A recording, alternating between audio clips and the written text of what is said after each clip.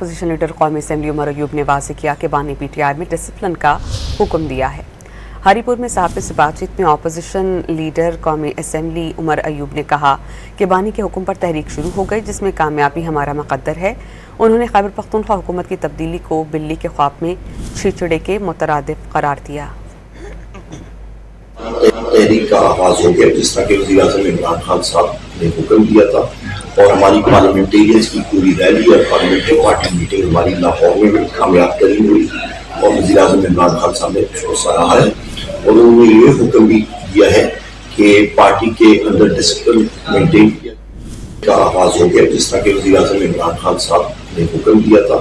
और हमारी पार्लियामेंटेरियंस की पूरी रैली और पार्लियामेंट्री पार्टी मीटिंग हमारी लाहौर में भी कामयाब तरीन हुई और वज़ीर आज़म इमरान खान साहब ने उसको सराहा है। और उन्होंने ये हुक्म भी दिया है कि पार्टी के अंदर डिसिप्लिन मेंटेन